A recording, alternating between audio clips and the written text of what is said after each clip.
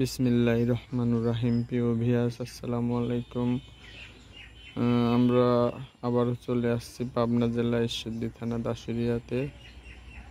দাসুরিয়া ভারইমারি গ্রামে একটা দর্শক বন্ধুদের সোনালিকা অলরাউন্ডার 55 গাড়ির ভিডিও দেখাবো। দর্শকরা ভিডিওটা প্রথম থেকে শেষ পর্যন্ত দেখবেন, আশা করি ভালো লাগবে। দর্শকরা দেখতে পাচ্ছেন যে সোনালিকা অলরাউন্ডার 55 গাড়িটি, এটা 2023-এর মডেল, 2023 সালের ওঠানো। গাড়িটা চলছে 1200 ঘন্টা।